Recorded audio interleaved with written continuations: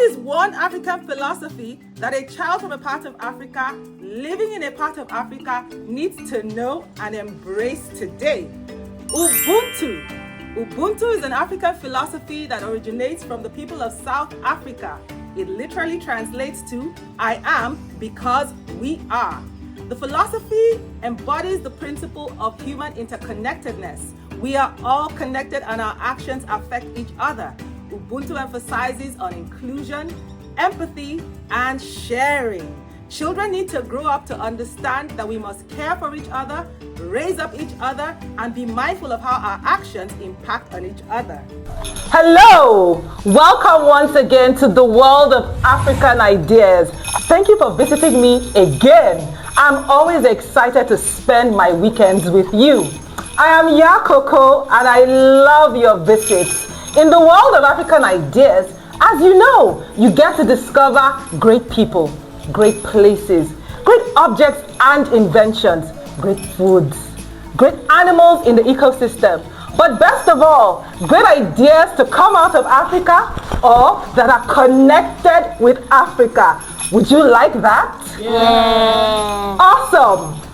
As I do during your visits, I begin with a game. My favorite game. I taught it to you when you visited me the last time. Today I have a question for you. Tell me an animal in Africa that starts with the letter M. Did you even think about it before your hand came up? Okay, yes? Monkey. Yes, correct. What else? Meerkat. Ooh, are they original to Africa? Yes. What part of Africa? Then Savannah. Awesome. Thank you for educating all of us. Yes? Now, the animal I'd like to share with you is a tiny little creature called the mosquito. Yes, I know. Mosquitoes are the most deadly things in the world. They are the deadliest animals in the world. So tiny, even smaller than a fly, but yet so powerful, causing massive death and destruction. The mosquito carries a kind of germ called Plasmodium, which spreads the deadly disease called what? Malaria. Malaria is responsible for the deaths of millions of people across Africa annually. So that tiny mosquito, exactly. How does it sound? It makes a buzzing, irritating sound. And it loves to thrive in places where there's what? Stagnant water. That's why we must keep our homes and environments very clean. We must cut the grass. We must clear the drainages. We must empty buckets and containers that are carrying rainwater because mosquitoes thrive in stagnant water. It is also important for homes to have treated mosquito nets that protect people when they are asleep because mosquitoes find it difficult to pierce through those treated nets, and so we remain safe when we're sleeping under treated mosquito nets. Don't forget, tiny though they are, mosquitoes are the deadliest animals in Africa. Well, they are. They're tiny little insects, and insects fall within the animal family. Thank you for playing my game with me and also telling us about this amazing animal, the meerkat. And also reminding us about the special animal called the monkey, which thrives and is found in forests and many grasslands across Africa. Thank you for playing my favorite African game with me. Now let's find the other items in the game. What is an African tradition that starts with the letter M? Masquerade. A masquerade is a colorful African cultural tradition in which a person wears a special mask and costume to represent an ancestor, a spirit, a hero, or an important character from a community's stories and history. Masquerades are found in many African countries, including Nigeria, Benin Republic, Zambia, Angola, and the Democratic Republic of the Congo. They often appear during festivals, celebrations, harvests, and other important community events.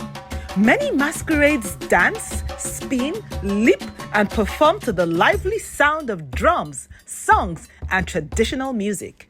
Every costume, mask, color and movement has a special meaning, and each community has its own masquerade traditions that have been passed down from generation to generation. Did you know that the Gelede masquerade of the Yoruba people in Nigeria and Benin Republic wears beautiful carved wooden masks balanced on top of the head that show birds, animals, drummers, or even whole scenes from everyday life? As the dancers move, it looks as if the carvings are dancing too. Would you like to see? Now we're moving to the next part of your visit, a time when I get to tell you a great story. Are you excited about the story I have for you today? Good, because I've been looking forward to telling you this story. Today I'm telling you a story about an amazing boy, a heroic boy from East Africa, specifically a part of East Africa called Kenya. Have you heard about the country Kenya before? Yeah, I've been teaching me Kenya in my school. Good. They've been teaching you about Kenya in your school. Yes. I love it. Now I'm going to tell you the story of a boy called Richard Turere. Richard Turere comes from a community in Kenya called the Maasai community. He's from the great tribe of Massai Warriors in Kenya. And they live very close to the Kenyan National Park. In fact, the southern part of the Kenyan National Park. In that part of the Kenyan National Park, there's no fence blocking off the park. And so animals come into the community and wander back into the park. It's very interesting. But more importantly, the Maasai are a tribe in East Africa known for rearing cattle. They keep cows. Historically, the Maasai have always reared cattle, and cows are a basic backbone of Maasai culture, economy, and even diet. Cows are sacred animals to the Maasai. They protect their cows. In fact, there is a belief in the Maasai tribe that cows from heaven were sent specifically to them for safeguarding. That all the cows in the world were sent to the Maasai for protection. That's how important they believe cows to be. But imagine, in this same place where the animals wander in and out and where the Maasai keep cows, there is a massive threat to cows. And these are what? Lions. So in Richard Turere's community, where he was already rearing his father's cows, the cows were facing the threat of lions every single night. And that's why historically Maasai warriors have always tracked and killed lions. Because lions are a direct threat to the main source of Maasai livelihood, which is their cattle. So Maasai warriors and lions have always had a terrible relationship. A relationship of great tension and great friction. When Maasai have always what? Attacked lions and killed them. In fact, in Richard's community, an average male in the community has killed no less than 2 lions. Richard's father alone had killed 9 lions by the time Richard was 6 years old and already protecting his father's cows. Richard grew up hating lions because Maasai boys were taught to believe, they knew that lions were a threat to their cows. And so every night when they were protecting the cows belonging to their fathers, they were watching out for lions. But Richard was a very inventive boy. At night, he thought to himself, how can I prevent these lions from attacking my father's cows? The first night, he started a fire, thinking that the fire would frighten the lions and make them run away. But the fire only helped the lions to see clearly where the cows were. And so it didn't work. The second night, Richard decided to build a scarecrow. Because when the lions saw the scarecrow, they would think that humans were there, warriors like Maasai warriors were there, and so they would run away. The first night it worked. But lions are clever. And by the second night, the lion noticed that this scarecrow did not move. And so it knew that it was a fake human. And so it attacked. So Richard thought to himself, what else can I do? The third night, he wandered about the cow stead. The homestead where families and cows live together in Maasai communities are called bomas. A boma is a compound that has both the animal livestock and the family living together. Don't forget. So Richard walked around at night his father's boma with a torchlight, and he noticed that night the lions did not attack. In the morning he wondered, how come? What happened? Why didn't the lions come? And it occurred to him, because of the moving lights. Because the torchlight kept moving. As he kept moving, the light kept moving. So the lion knew or felt that the movement of the light was indication that a human being is moving. And so Richard decided to try something. He went home and took his mother's radio and disassembled his mother's radio just to understand the way electronics work. He then went and got a car battery that had been abandoned and started fiddling with all these contraptions. He connected a car battery. He took the indicators from a motorcycle that was no longer in use, connected the wires to the car battery. He got some abandoned bulbs from old torchlights and fixed them on different parts of the boma, that is the compound where both the cattle and the family lived, right? He fixed the bulbs on different parts and then connected wires and all of these things. He made a robot. Not a robot. He made like flashlights all across his family's compound, his family's boma. And at night, he put on this flashlight and went to sleep. And because it was connected to the car battery, at different times of the night, the flashlights would just be coming on and blinking like Christmas lights, blinking. And so it looked as though a human being was the same way it looked that night when he was walking about with a torchlight. That's the way it appeared to the lion, as though a human being was walking all around the family compound. But it was lights that he had fixed and connected to an old car battery. And that was how Richard invented what is now known as lion lights. That night and several nights afterwards, no lions attacked. And Richard discovered that his lights were working. It was a fantastic invention that kept lions away and protected the cows. Soon, his neighbor, a grandmother who also kept cows that had also suffered the attacks of lions, noticed that the compound next to hers was not suffering lion attacks. So she asked him to also come and fix the lights for her. Soon, other neighbors in the community asked Richard to come and fix his lights in their boma. And very soon, it grew from 7 compounds to several compounds, all inviting Richard to put his lights in their compound to protect their cows from the lions. And very soon, the Massai Warriors could go to sleep at night. They didn't have to kill lions. The lions stayed alive. Very soon, the cows were no longer dying.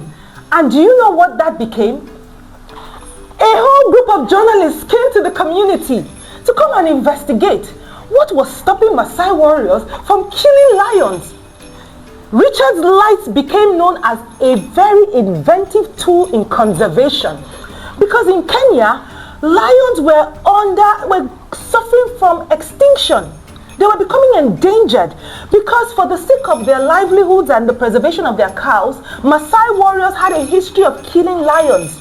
And a population of lions that once was over 22,000 had reduced. Soon, only a few lions were left in Kenya. But because of Richard's invention, very soon the population of lions began to grow once again. And his invention became a tool for conservation of lions. And soon, Richard's community made peace with the lion population. They no longer were attacking lions. Soon, people all over the world were coming, and communities were putting money together so that they could buy more lights. Over 3,000 homesteads, not just across Kenya, but across different parts of East Africa, were inviting Richard to come and install his lights in their homesteads to protect not just their cows, but even elephants, goats, and different kinds of animals from being attacked by lions. It became a celebrated story all over the world. And that was how this young boy, at the age of just 6, invented something so wonderful that has become a well-known instrument of wildlife conservation today, now popularly called Richard's lights. All over East Africa, Richard's lights are all over homesteads, protecting different kinds of animals and livestock from being attacked by lions. And inadvertently, those lights are also protecting lions from being killed off by human beings. What a wonderful story of human invention that has led to harmonious living and a greater ecosystem between human beings and wildlife. Next, what is a food native to Africa that starts with the letter M? Matoke. Matoke is a special type of green cooking banana that is widely grown and eaten in Uganda and parts of East Africa. It is one of the national dishes of Uganda and a beloved staple food across the Great Lakes region of East Africa. Unlike sweet bananas you eat as snacks, matoke is usually cooked before it is eaten. It is often peeled, wrapped in banana leaves and steamed until it becomes soft and delicious. Families enjoy it with tasty stews made from beans, groundnuts, meat, fish or vegetables. Matoke has been grown in East Africa for hundreds of years. The banana plants also provide large green leaves that are used for wrapping food, serving meals, and even protecting crops from the hot sun. Did you know that Uganda is one of the biggest consumers of bananas in the world? Did you enjoy that story? Yes. Yes, Ikori. I know why the lions knew that the scarecrow was not a real human, because they tried biting it and it didn't even feel pain. and also, there was no blood. Yes. And there was no movement. There was no blood. There was no movement. The scarecrow never moved. And so the lion, being clever, discovered that this is a trick. It's not a real human. Smart boy. Yes. I love the way Richard Turere thought, because instead of saying, oh, just let them, we'll keep killing them until they eventually stop coming, he thought, okay, for the safety of the lions and for the safety of our cows, let's find a solution. I love that. And that's the way all of us must think, because the ecosystem is a harmonious relationship between plant life, animal life, and human beings, right? Every animal serves a purpose. Even lions have a purpose. And if we eliminate them and they become extinct, then there's a gap in the ecosystem that could affect you and I in different ways. And so we must ensure that we protect nature and its ecosystem and biodiversity by all means necessary. One more, Ikori, yes? Before you make things, you must think. Whoa, what a beautiful lesson! I love that. Richard Turere is an example of critical thinking, right? We have to solve problems. Every problem in front of us invites us to think about solutions, right? And an inventor is simply somebody who sees a problem and observes it closely and thinks, how can I solve this problem? Next, what is an animal found in Africa that starts with the letter M? Monkey! Monkeys are clever, playful animals that live in many parts of Africa's forests, woodlands, mountains, and savannas. There are many different kinds of monkeys, including baboons, vervet monkeys, pataz monkeys, colobus monkeys, and the tiny talapoin monkey. Most monkeys spend much of their time climbing trees or moving quickly across the ground in search of food. They eat fruits, leaves, seeds, flowers, insects, and sometimes small animals. One of the most amazing things about monkeys is how they use their hands. Just like people, they have fingers that help them hold food, climb branches, groom one another, and even solve simple problems. Monkeys also live in family groups where they play together, protect one another, and communicate using different sounds, facial expressions, and body movements. Did you know that the black and white colobus monkey, which lives in the forest countries like Nigeria, Kenya, Uganda, and Tanzania, can leap more than 15 meters from one tree to another? That's about the length of 3 large cars packed end to end. So that's a very important lesson. Now let's move on to the next part of your visit. It's a time when I get to share with you an African proverb. Okay. Here's one. From Kenya again, mind you. And this proverb says, you cannot climb 2 trees at the same time just because you have 2 legs. You cannot climb 2 trees at the same time just because you have 2 legs. Can anybody tell me what you think it means? Yes, Chimamanda? Just because you have the materials for something, it doesn't mean you should use all of those materials at the same time. Okay, I like the way your mind is working. Yes, Ikori? Now, what if the trees are far, like, even though there are 2 trees, the other tree is big, so you might like the leg, the other leg can like break. Yes. But don't forget, proverbs are ways by which Africans pass wisdom and lessons to each other in metaphors. So they're not to be interpreted literally. We're telling a message in a roundabout way. I'll repeat it. You cannot climb 2 trees at the same time just because you have 2 legs. What do you think it means, Nifishi? It's tricky. Let me help. I think it means that even when we have resources, it's important for us to focus on a single-minded objective. You should be patient. Patience is one way to think about it. Focus is another way to think about it. Don't spread all your resources thin. If you bring all your resources together in focus on pursuing one objective, you are likely to achieve great results. I think it's a very powerful proverb, once again from Kenya in East Africa. And finally, what is an object made in Africa that starts with the letter M? Mkeka. Mkeka is a traditional woven mat.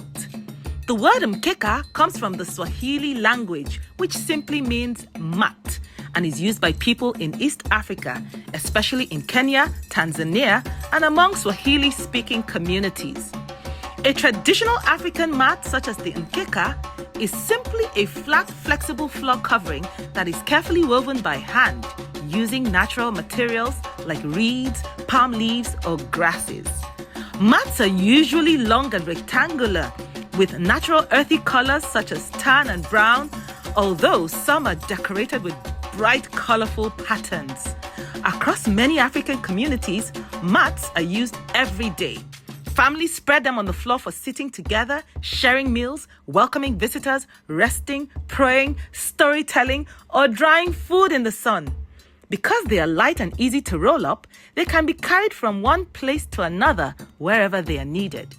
Did you know that in many African homes, a woven mat is more than just something to sit on? It's a special place where families gather to talk, laugh, learn, and make memories together. Do you have a mat at home? Thank you very much for visiting me. I enjoyed your visit and your listening and your attentiveness so much. You're very welcome. You're very welcome. Take care of yourselves, and I hope to see you some other time. Bye.